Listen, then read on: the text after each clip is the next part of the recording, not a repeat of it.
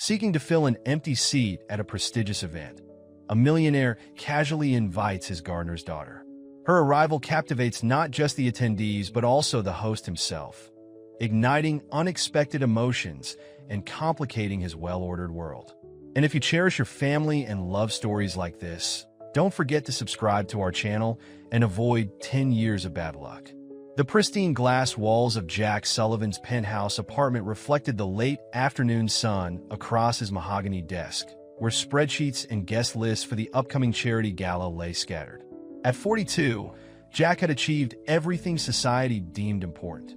Forbes-listed wealth, a successful investment firm, and a Manhattan address that made real estate agents salivate.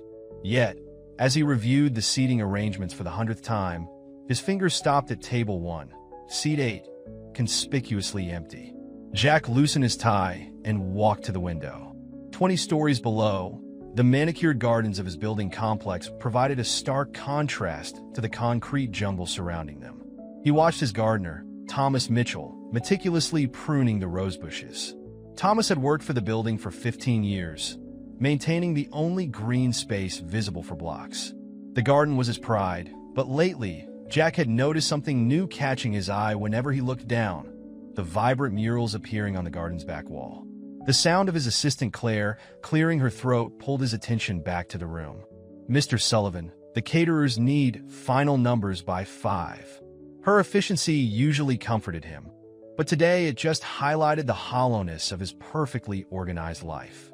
Every decision calculated, every move strategic. The gala would raise millions for children's education, yet he couldn't shake the feeling that he was just going through the motions. In the garden, Sarah Mitchell stood before her latest work, a striking piece depicting city dwellers trapped in transparent boxes, reaching toward a single tree growing through the concrete. At 26, she had already gained attention in the local art scene for her bold statements about urban isolation. Her father's position as the building's gardener allowed her to use the garden wall as her canvas, with the building management's blessing, seeing it as a way to appear culturally relevant. Sarah's brush strokes were confident as she added details to the tree's branches. Paint speckled her overalls, and her dark hair was twisted into a messy bun. Her father approached, wiping sweat from his brow. "The roses are ready for the gala tomorrow," he said, pride evident in his voice. "Mr. Sullivan always insists on fresh flowers for these events." "Must be nice," Sarah replied, adding another branch to her tree. All those people in their designer clothes, drinking champagne, pretending to care about causes. She immediately regretted her words, seeing her father's frown. "Sorry, Dad. I know Mr. Sullivan does good work with these events." "He does," Thomas agreed, adjusting his work gloves. Last year's gala funded 3 new school libraries in the Bronx. He paused, studying his daughter's mural. "You know, your work says similar things about society that these galas try to address. The disconnect, the inequality. Just in a different way." Sarah stepped back from her work, considering her father's words. The setting sun cast long shadows across her mural, making the trapped figures look even more isolated. "Maybe," she conceded, "but they'd probably just see me as the gardener's daughter who doodles on walls." Above them, Jack had returned to his window vigil. The mural caught his attention. He'd watched it develop over the past week. Something about the trapped figures resonated with him, striking uncomfortably close to home. He observed Sarah's confident movements, the passion evident in every brush stroke. His eyes drifted back to the empty seat. On his guest list, the decision crystallized in his mind with unexpected clarity. "Claire," he called out, "I want to add someone to the list." He watched as Sarah cleaned her brushes, her movements precise and purposeful. Sarah Mitchell, Thomas's daughter. Claire's perfectly manicured fingers hovered over her tablet. "The artist? Are you sure that's appropriate?" Jack turned from the window, his expression firm. "Send the invitation immediately. Make sure it includes a note that we'd be honored to have her artistic perspective at the event." He looked back at the mural, at the single tree breaking through concrete. "Sometimes, Claire, the most interesting conversations happen when we break from the expected." As the sun set over Manhattan, casting the garden in shadows, 3 lives stood poised on the edge of change, though none of them knew it yet. Jack's impulsive invitation would set in motion events that would challenge everything they thought they knew about status, authenticity, and the true cost of following one's heart. The cream-colored envelope arrived at the Mitchells' modest apartment the next morning. Sarah stared at the gold-embossed lettering, her hands trembling slightly as she read the invitation for the third time. The carefully worded note mentioned her artistic contribution to the community and expressed hope that she would bring her unique perspective to the evening's events. "Dad," she called out, her voice echoing through their small living space. Thomas Mitchell emerged from the kitchen, still in his work clothes, soil clinging to his boots. His expression shifted from curiosity to concern as he read the invitation over her shoulder. "Mr. Sullivan sent this?" He ran a calloused hand through his graying hair. "Sarah, these events, they're not like the art galleries you're used to. These people, they operate in a different world entirely." Sarah paced their small living room, the invitation clutched to her chest. "But don't you see? This could be huge for my career. The people who attend these galas, they're the ones who fund major art installations, who sit on museum boards." She stopped at their window, looking down at the garden where she'd spent countless hours painting. "Maybe Mr. Sullivan saw something in my work." Thomas sat heavily on their worn couch. "That's what worries me. Sarah, I've worked for people like Mr. Sullivan for 30 years. They don't just notice the helped children without a reason." He softened at the sight of her crestfallen expression. "I'm not saying don't go. Just be careful with your expectations." The next evening, Sarah stood before the mirror in her bedroom, smoothing down the emerald green dress she'd borrowed from her friend Lisa. It was last season's design, bought on clearance, but the color made her dark eyes sparkle and complemented her olive skin. She'd spent hours watching YouTube tutorials to style her usually unruly hair into an elegant updo. The Metropolitan Museum's grand entrance loomed before her as she stepped out of the taxi. Camera flashes lit up the night as photographers captured arriving celebrities and socialites. Sarah clutched her small clutch tighter, fighting the urge to turn around and run. Inside, the great hall had been transformed. Crystal chandeliers cast a warm glow over tables draped in white silk, each centerpiece a masterpiece of roses from her father's garden. Sarah recognized them immediately, the specific shade of pink he'd cultivated for years.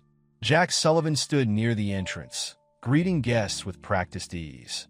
His custom tuxedo fit perfectly, but there was something different about him tonight. A slight tension in his shoulders, an anticipation in his stance.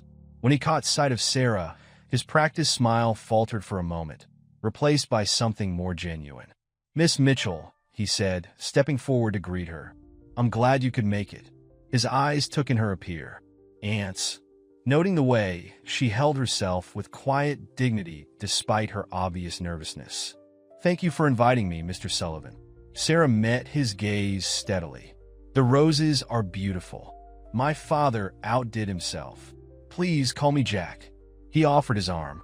"Would you allow me to show you around? I'd love to hear more about your latest mural. The one with the tree breaking through concrete. It's quite powerful." As they moved through the crowd, Sarah became acutely aware of the glances thrown their way. Women in designer gowns whispered behind their hands, and men in expensive suits raised their eyebrows. But Jack seemed oblivious to it all, genuinely interested as Sarah explained the symbolism behind her work. The orchestra began playing a waltz, and Jack turned to her. "Would you care to dance?" On the dance floor, something shifted. Jack's hand on her waist was respectful but warm, and Sarah found herself relaxing into the movement. "You know," she said, "I never expected to be here. In my mind, these galas were always about superficial charity, rich people making themselves feel better."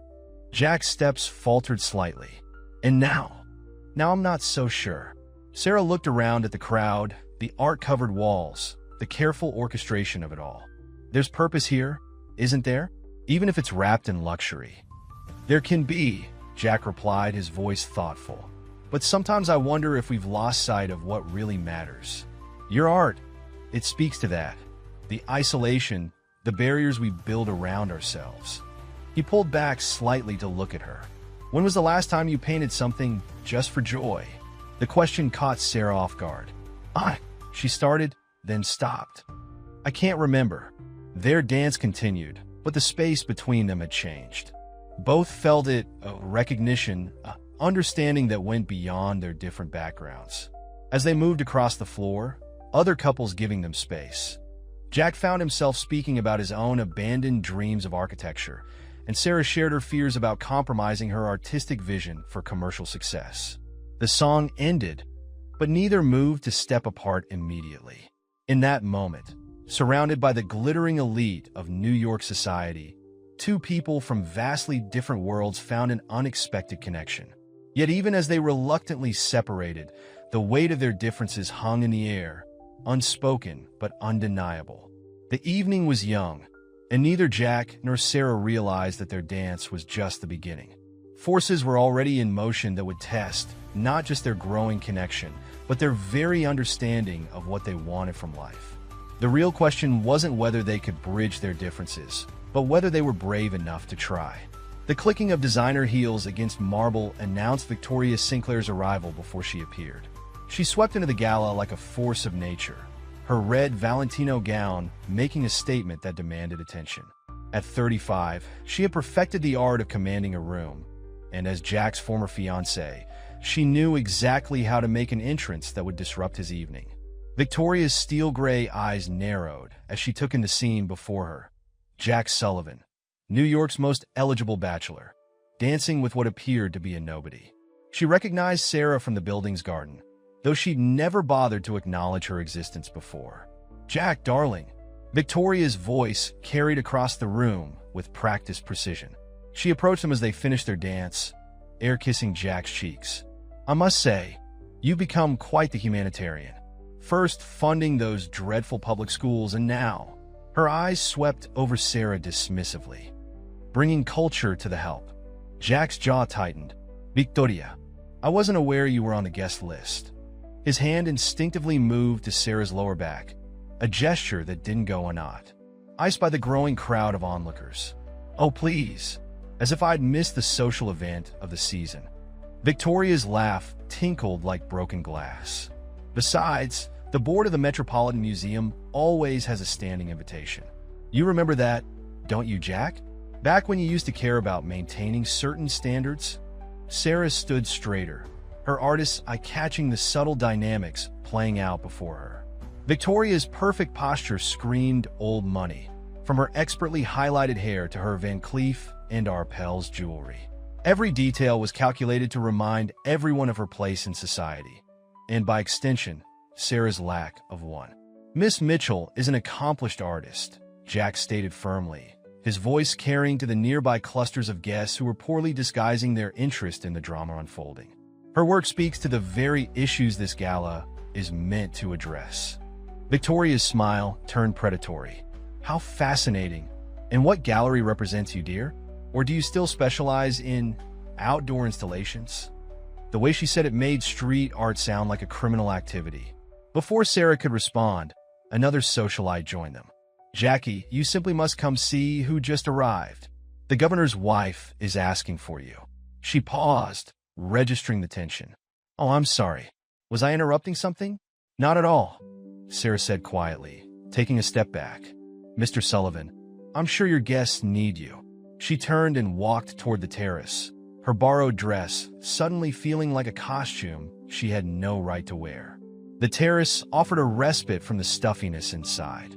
New York spread out before her like a galaxy of lights, each one representing lives so different from the opulent scene behind her. Sarah moved to the stone railing, letting the cool night air calm her flushed cheeks. Below, the city continued its endless dance of taxis and pedestrians, unaware of the social drama playing out above. She could see her father's garden, now lit by subtle landscape lighting, the roses glowing softly in the darkness. Her mural was barely visible in the shadows, but she knew every line by heart. Inside, Jack was trying to extricate himself from Victoria's increasingly pointed comments. "Really, Jack," she was saying loud enough for nearby guests to hear. "I understand wanting to appear philanthropic, but there are limits to how far one should take this social experiment." "That's enough, Victoria." Jack's voice was low but firm. Sarah Mitchell was invited because of her talent and perspective, something this event desperately needs. If you can't respect that, perhaps you should leave." The surrounding crowd fell silent. No one had ever heard Jack Sullivan speak so sharply to Victoria Sinclair, not even during their very public breakup 2 years ago. Victoria's face flushed, clashing with her gown. Well, she recovered quickly, raising her champagne glass. "It seems our Jack has developed quite the taste for local art." The innuendo in her tone was unmistakable. Murmurs rippled through the crowd. Some guests looked uncomfortable, others intrigued, and a few seemed almost gleeful at the prospect of fresh society gossip. Jack ignored them all, scanning the room for Sarah. When he couldn't find her, his heart sank. Out on the terrace, Sarah was contemplating the vast difference between observing a world through art and trying to be part of it. She'd painted countless scenes of city life, always from the outside looking in. Tonight, she'd stepped inside the frame, and the reality was far more complex than any mural could capture. The night air carried the faint scent of her father's roses, reminding her of who she was and where she came from. In the garden below, she could just make out the silhouette of the tree in her mural, breaking through concrete barriers. She'd painted it as a symbol of hope, of nature defying artificial constraints. Now, standing alone on a terrace high above the city, she wondered if some barriers existed for a reason. Jack found Sarah on the terrace, her silhouette outlined against the city lights. He approached quietly, loosening his bow tie as he stepped into the cool night air. The sounds of the gala, the orchestra, the laughter, the clinking of glasses, faded behind them. "I owe you an apology," he said, coming to stand beside her at the railing. Victoria has a talent for cruelty when she feels threatened. Sarah kept her eyes on the cityscape. Threatened? By the gardener's daughter? Her laugh held no humor. "Mr. Sullivan, Jack, I appreciate what you're trying to do, but let's be honest. I don't belong here. And I do." The words came out sharper than he intended. When Sarah turned to look at him, surprised, Jack ran a hand through his perfectly styled hair, disrupting it. "Do you know what my father said when I told him I wanted to study architecture? Sullivans build empires, not buildings. But your company is exactly what was expected of me. Every decision, every acquisition, every charity gala." He gestured back toward the museum. "It's all part of a script I've been following since I was born. The only time I feel real anymore is when I look at your work in the garden." Sarah studied him in the dim light, seeing past the expensive tuxedo and carefully maintained facade. "That's what the tree represents in my mural," she said softly. "Breaking free from expectations from the boxes we put ourselves in." Inside, through the terrace doors, they could see guests mingling. A group of women huddled together, glancing their way and whispering. Jack noticed Sarah's shoulders tense. "They're saying I'm your latest project," she said bluntly. "That you're either trying to prove something or having some kind of midlife crisis. I overheard them in the powder room." "And what do you think?" Sarah turned to face him fully. "I think you're lonely. I see it in how you watch the garden from your window every day. Not the roses or the design. You watch the people. My father working with his hands in the soil. Me painting. Real people doing real things." The observation hit too close to home. Jack gripped the railing, his knuckles whitening. "The irony is I have everything I'm supposed to want. Success, respect, influence. But standing in that ballroom, listening to Victoria tear you down, I realized something. I haven't felt this alive, this angry, this anything in years." A burst of laughter from inside made them both jump slightly. The spell of honesty wavered as reality intruded. Sarah wrapped her arms around herself, suddenly aware of how exposed they were. "Your world comes with rules, Jack. Expectations. I saw how those people looked at us dancing. If I were wearing Chanel instead of a borrowed dress, if my father wasn't your employee, don't." Jack's voice was rough.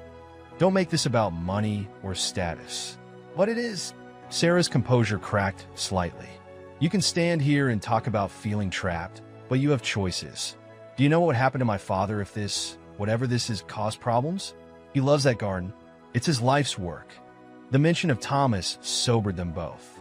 Jack stepped back slightly, straightening his jacket in a reflexive gesture. Sarah recognized it. The armor going back up, the return to prescribed roles. I should go back inside, she said quietly. People will talk. Let them. But they both knew it wasn't that simple. As Sarah moved toward the terrace doors, Jack called after her softly. Sarah?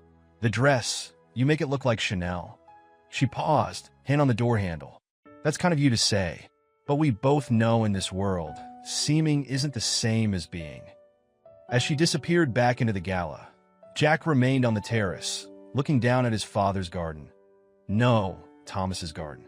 Everything he'd built, everything he was supposed to be proud of, suddenly fell hollow. The city lights blurred before him, and for a moment he allowed himself to imagine a different life, one where he'd followed his own dreams instead of his father's. Inside, the whispers continued. The golden boy of New York society and the gardener's daughter. It was like something out of a fairy tale, but fairy tales don't have to deal with board meetings, social expectations, and generations of carefully maintained status quo. The real question wasn't whether Jack and Sarah could connect across their differences, but whether either of them was prepared for the cost of trying. While the gala continued in full swing, Sarah's phone buzzed in her clutch. Stepping into a quiet corner, she saw a text from her father. Need to talk. Bank called again. Her stomach twisted. The second mortgage on their small house, taken out to pay for her mother's medical bills before she passed away, was becoming impossible to maintain.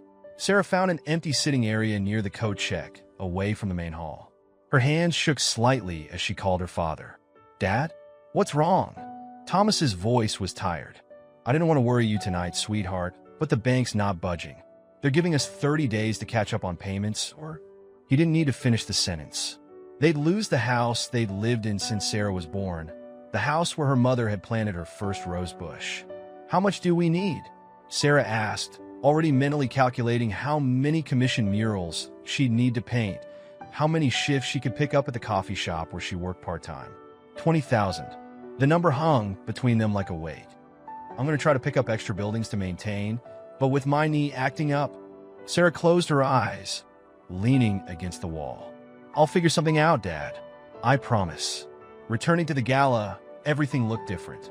The crystal champagne flutes, the elaborate flower arrangements, the jewels glittering on necks and wrists. Each represented more money than her family needed to save their home. Her gaze fell on Jack, now speaking with a group of investors, looking every inch the successful businessman. A passing waiter mentioned that several pieces of art would be auctioned later for the charity. Sarah had brought her portfolio, hoping to network, but now she pulled out her phone and quickly scrolled through images of her work.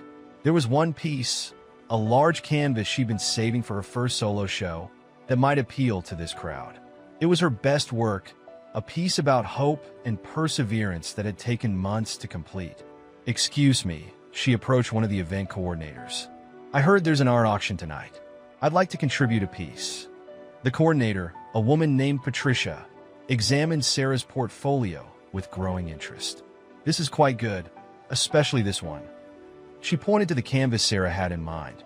But are you sure you want to donate it? The proceeds go to the charity. Sarah swallowed hard. Actually, I was hoping it could be a split donation. Standard gallery terms, 50/50ths? She hated how her voice wavered. Patricia's expression softened with understanding.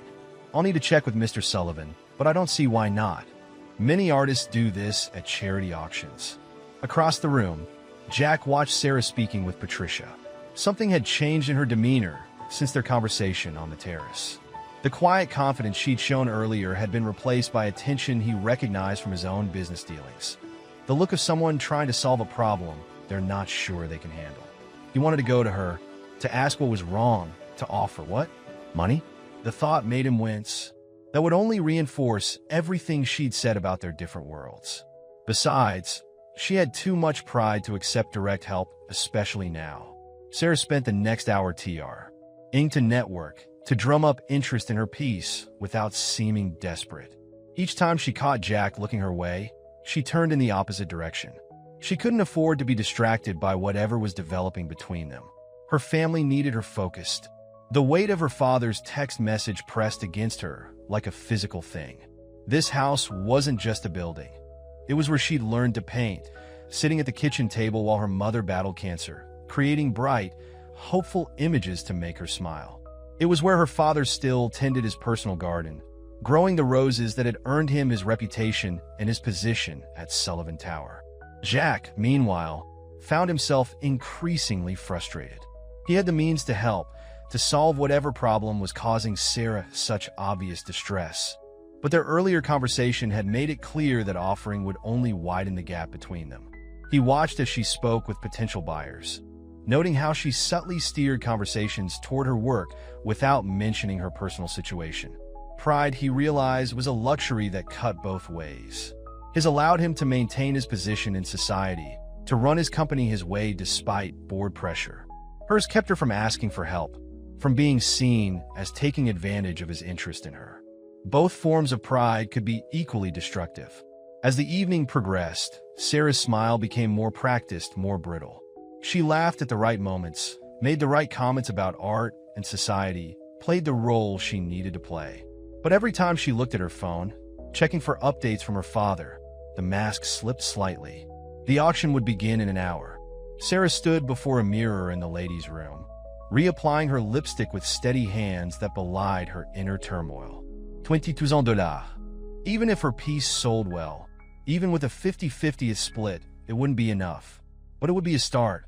Outside, Jack reviewed the auction list, his eyes lingering on Sarah's entry.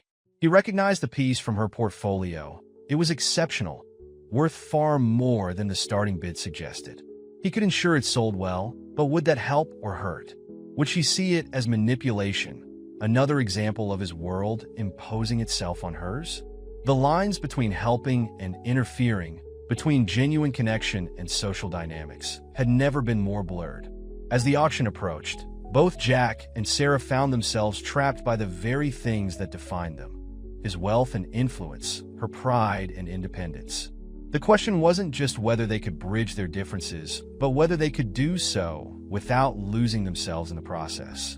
The lights dimmed in the grand hall, drawing everyone's attention to the large screens positioned around the room. The annual tribute video, highlighting the Gala's host and charitable achievements, was about to begin. Sarah found herself near the back, her artwork catalog clutched tightly in her hands as Jack Sullivan's life began playing out before them. The video opened with sweeping shots of Sullivan Tower, followed by childhood photos of Jack, prep school uniforms, sailing competitions, family portraits that screamed old money and privilege. But it was the subtle details that caught Sarah's artistic eye. The slight stiffness in young Jack's posture during family photos, the way his smile never quite reached his eyes in his graduation pictures. Jack Sullivan represents the finest traditions of New York philanthropy, the narrator intoned, as images of various charitable projects filled the screen. Libraries in underfunded schools, art programs in community centers, scholarship programs, all bearing the Sullivan name. Then came footage Sarah hadn't expected. Jack, sleeves rolled up, actually working alongside construction crews at a community center building site. His face was different there, animated, engaged as he discussed structural details with the architects. The narrator mentioned his early interest in architecture, glossing over it as a youthful passion, before moving on to his business achievements. Victoria's voice carried from somewhere in the crowd, deliberately loud enough to be heard. Oh, that ridiculous phase when he thought he'd be an architect. Thank goodness his father talked sense into him. The video continued, showing Jack at various board meetings and charity events. In every shot, he was impeccably dressed, saying all the right things, playing his role perfectly. But now that Sarah knew what to look for, she could see the subtle signs of isolation. Even in crowded rooms, there was a distance between him and everyone else, a careful maintenance of boundaries. Mr. Sullivan's dedication to philanthropic causes has made him one of New York's most eligible bachelors, the narrator continued, as photos of Jack at various social events appeared. Despite numerous opportunities for personal happiness, he has remained focused on his mission to improve the lives of others. Sarah noticed Jack shifting uncomfortably near the front of the room. The video was painting him as some sort of wealthy saint, but she'd seen the real person on the terrace, someone who questioned his path, who felt trapped by the very privilege everyone else envied. The screens filled with recent footage from the community arts program Jack had funded. Young artists working in a well-equipped studio, their faces bright with possibility. The camera panned across their work, and Sarah's breath caught. There, on the back wall, was a mural she recognized. She'd helped teach that workshop, volunteering her time because she believed in what they were doing. She hadn't known Jack was behind the funding. Through initiatives like the Community Arts Program, the narrator explained, the Sullivan Foundation continues to bridge the gap between privilege and opportunity, between the established art world and emerging talents. Sarah felt the weight of eyes on her. The connection was obvious now. She wasn't just the gardener's daughter. She was already part of Jack's philanthropic world, even if neither of them had realized it until this moment. The video shifted to personal interviews with those who knew Jack. Board members praised his business acumen. Charity organizers lauded his generosity. But it was his housekeeper's interview that cut deepest. Mr. Sullivan works so hard, always staying late at the office, the elderly woman said, genuine affection in her voice.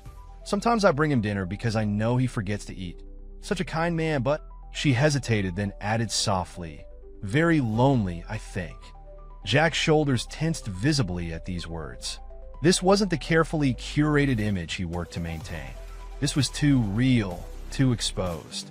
The final segment showed Jack in his office late at night, the city lights twinkling behind him as he worked.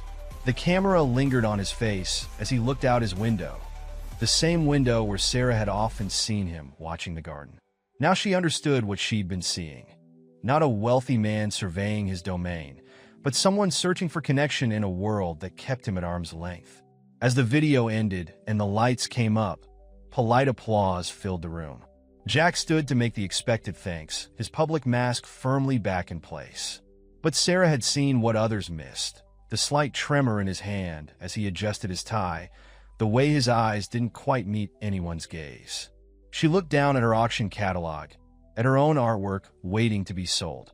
The piece she'd created about hope and perseverance suddenly seemed to take on new meaning. They were more alike than different, both trying to break free from the boxes others had placed them in, both using their work, his philanthropy or art, to bridge worlds they didn't quite fit into. The video had humanized C.K. Sullivan in a way no amount of conversation could have. It hadn't shown the wealthy philanthropist everyone thought they knew, but rather a man struggling to find authenticity in a world of appearances, using his privilege to create opportunities for others while quietly longing for the freedom to pursue his own dreams. As the crowd moved toward the auction area, Sarah remained rooted in place, her mind racing. The distance between their worlds suddenly seemed both vast and insignificant. The real barriers weren't about money or status. They were about the courage to be authentic in a society that demanded they play certain roles. The auction was about to begin, and with it would come decisions that would affect both their lives.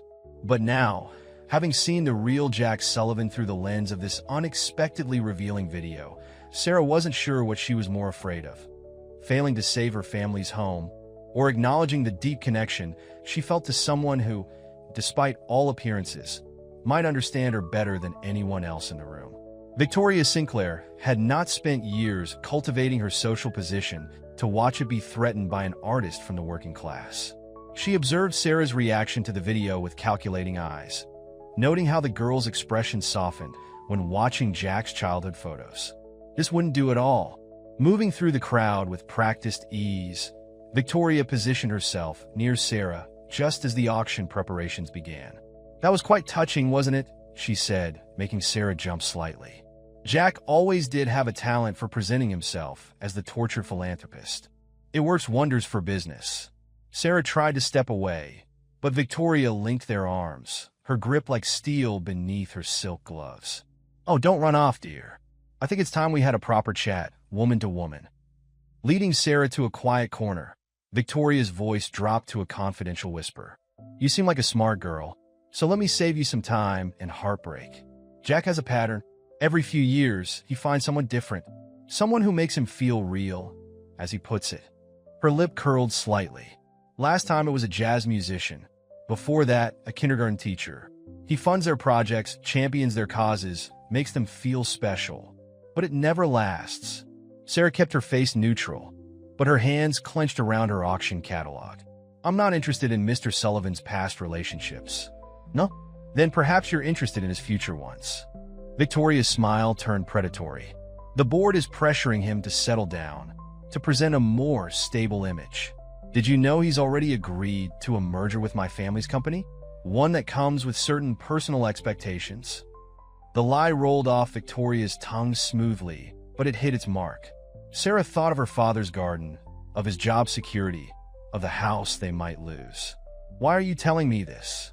Because despite what you might think, I care about Jack. Victoria sipped her champagne. He needs someone who understands his world, who can handle the pressure. You saw the video. Even his housekeeper knows how lonely he is. He's vulnerable right now, and well, let's be honest, you're a distraction he can't afford. Sarah felt the room spinning slightly. I never asked for his attention. No, but you're certainly not discouraging it. That little scene on the terrace? Half the board members saw it. There are already whispers about his judgment, questions about his focus on the company. Victoria paused for effect. Your father tends the gardens for several board members' properties, doesn't he? The threat was clear.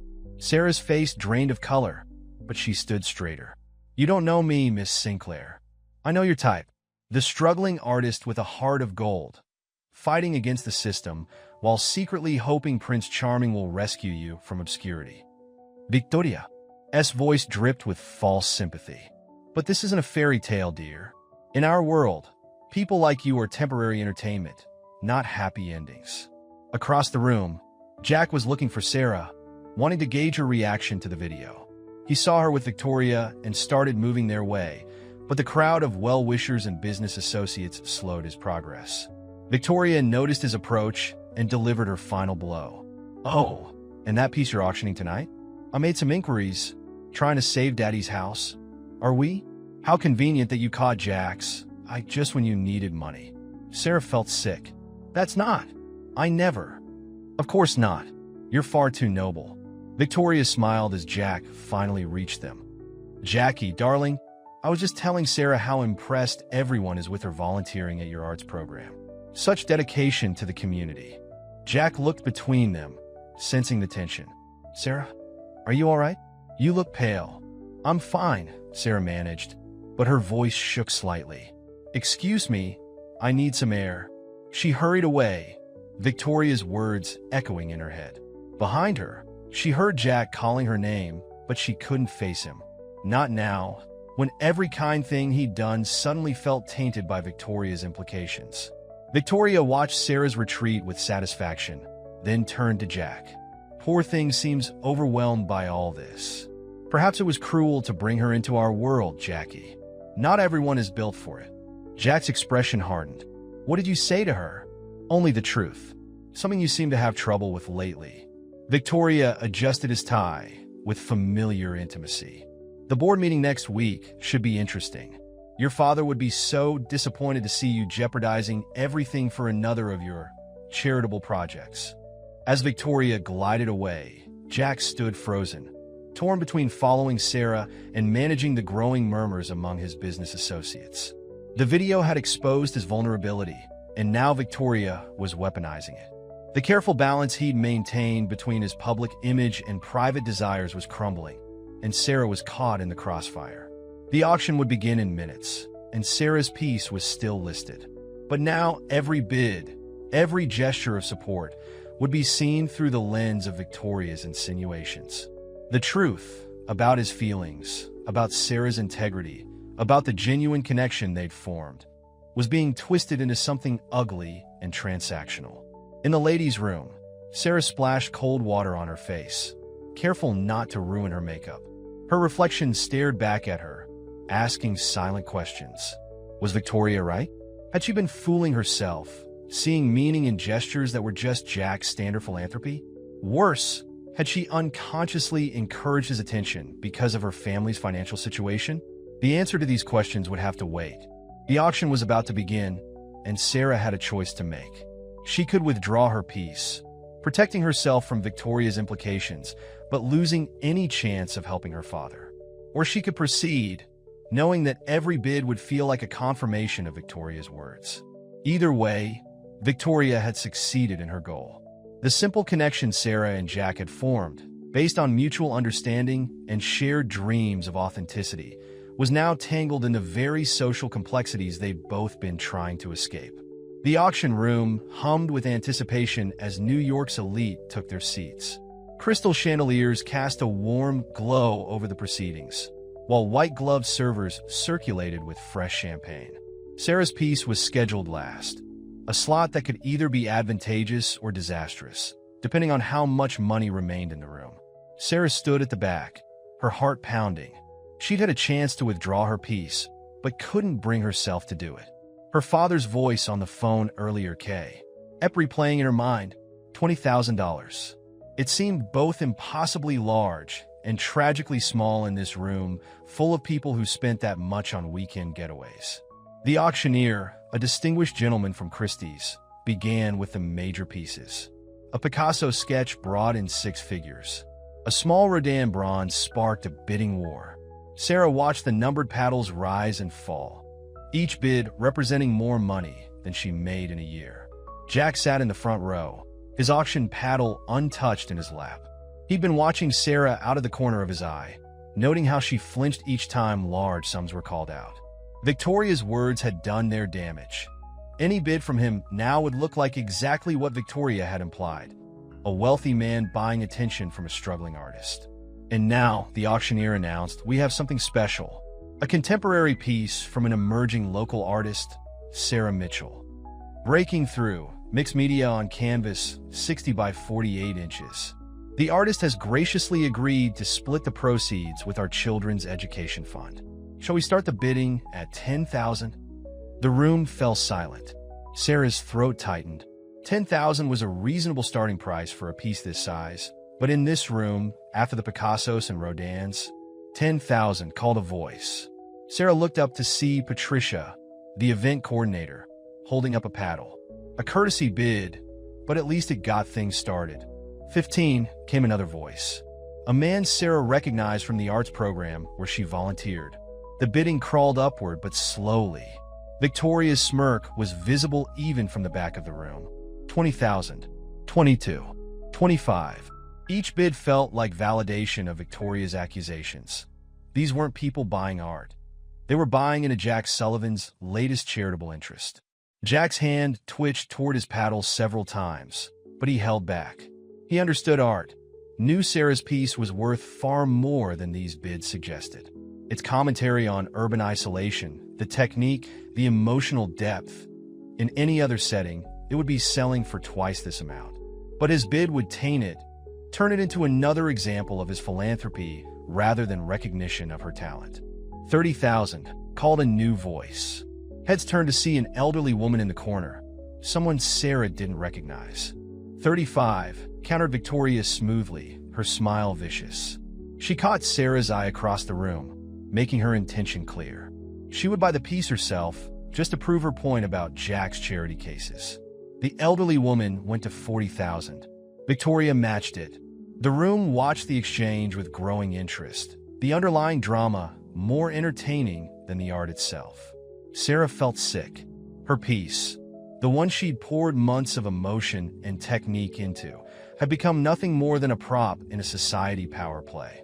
Even if it sold for enough to help save her family's home, the victory would feel hollow. 50,000, Victoria announced, her voice carrying a note of finality. She looked around the room challengingly, daring anyone, especially Jack, to counter.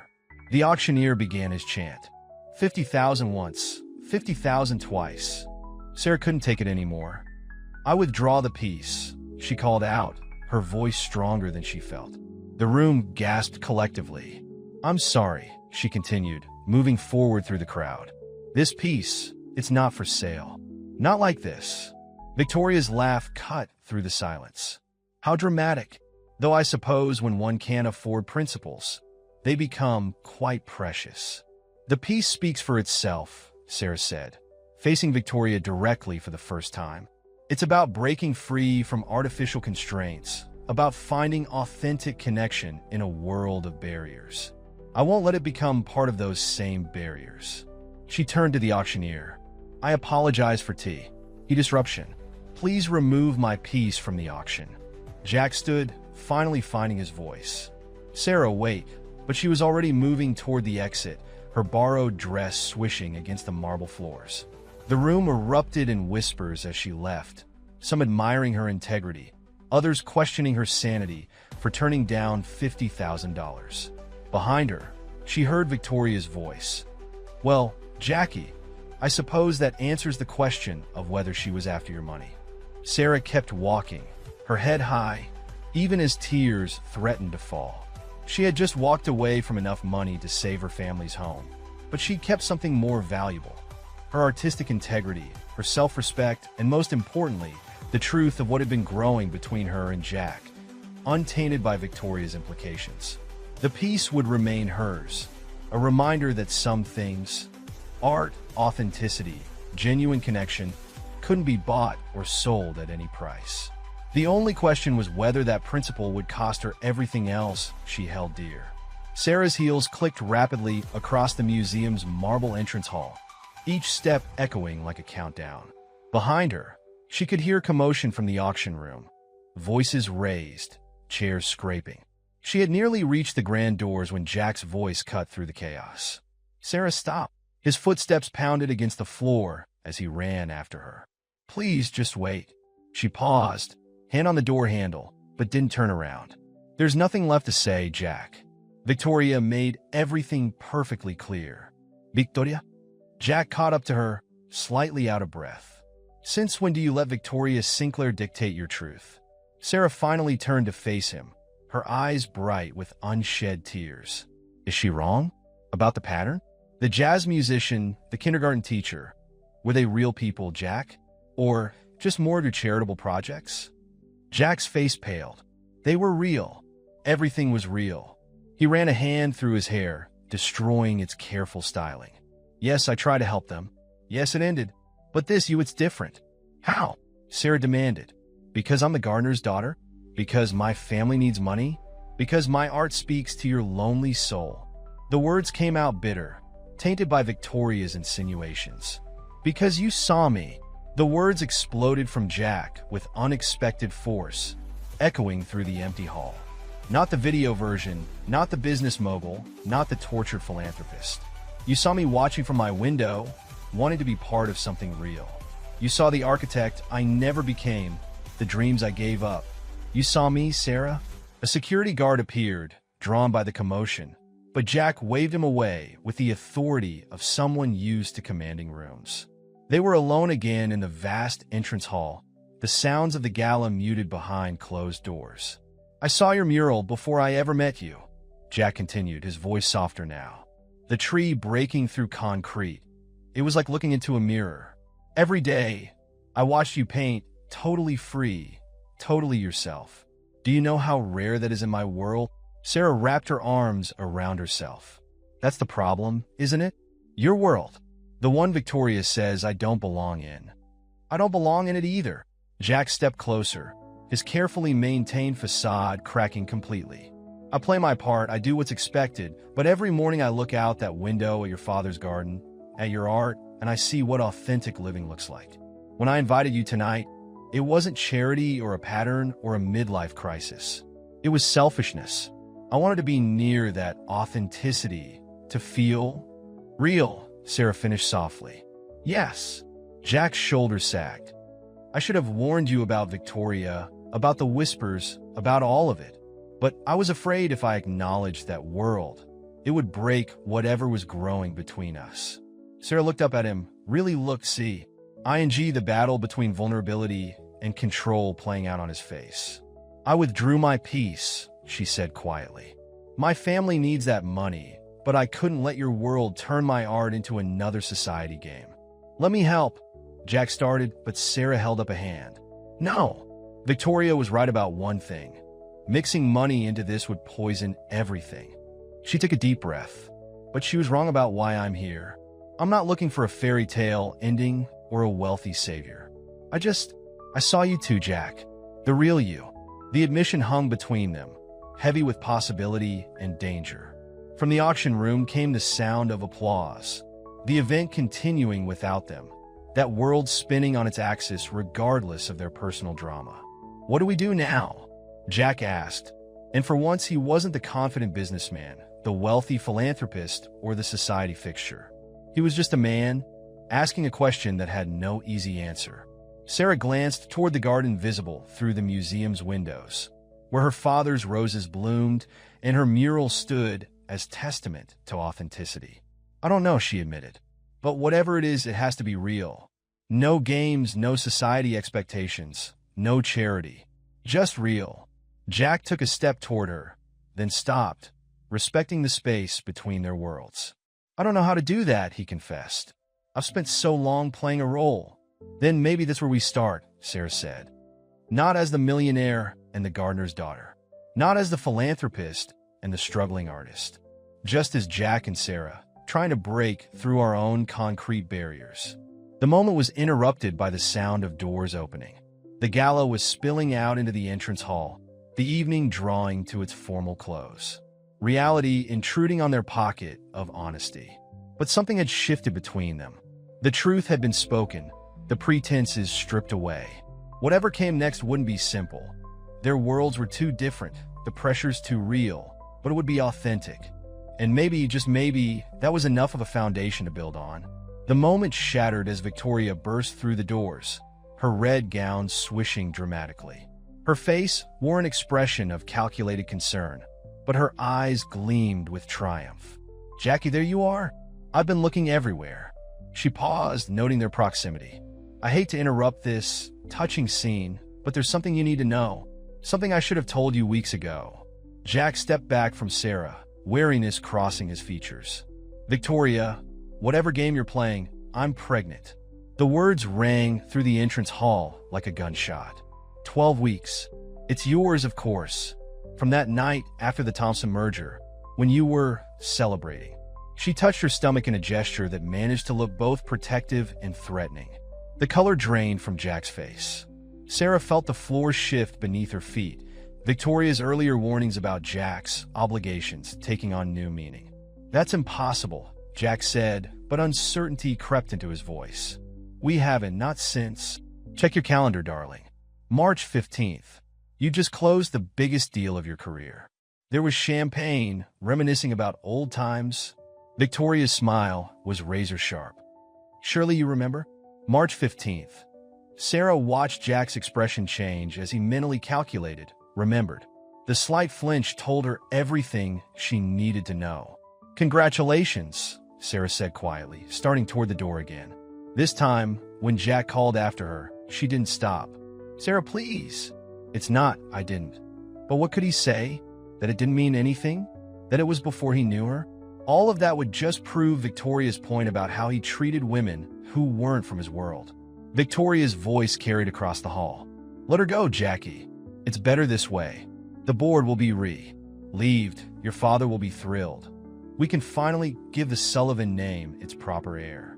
Sarah pushed through the heavy doors into the night air, her borrowed dress suddenly feeling like a costume she couldn't shed fast enough. Behind her, she could hear Jack and Victoria's voices rising in argument, but she didn't stop to listen. Her father's garden beckoned from across the street, a sanctuary of reality in this night of illusions. She made it halfway down the museum steps before Jack caught up to her again. "Sarah, stop. Please. You were right about everything being real. This has to be real too." His voice was raw, stripped of its usual polish. "Yes, there was a night with Victoria.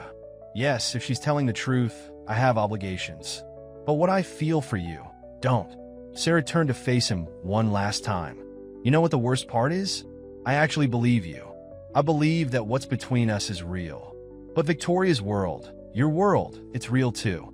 And in that world, the gardener's daughter doesn't end up with a millionaire, especially not when he's having a baby with someone else." She gestured toward her mural, visible in the garden across the street. "Remember what that tree represents? Breaking free, being authentic. But some barriers exist for a reason, Jack. They protect people from getting hurt." "I never meant, I know." Sarah smiled sadly. "That's what makes it worse. You didn't mean to hurt anyone. You just wanted to feel real. But real feelings have real consequences." The museum doors opened again, spilling light and music onto the steps. Victoria emerged, one hand still resting meaningfully on her stomach. The sight seemed to physically pain Jack, who took a step towards Sarah. "Let me at least help with your father's house," he pleaded. "No strings attached. Just don't let pride cost you your home." Sarah shook her head. "My father's roses will bloom somewhere else. Art can be created anywhere. But integrity, that's harder to transplant." She straightened her shoulders. "Goodbye, Jack. I hope your child brings you the authenticity you've been looking for." She walked away, her borrowed dress catching the streetlights, making her glow like a dream dissolving in the harsh light of morning. Jack watched her go, understanding that running after her again would only cheapen everything they'd shared. Victoria slid her arm through his, her triumph tempered by the hollow look in his eyes. "It really is better this way, Jackie. The fairy tale was lovely, but reality..." She patted her stomach meaningfully. "Reality has a way of breaking through all our carefully constructed walls, doesn't it?" Jack said nothing, his eyes fixed on Sarah's retreating figure.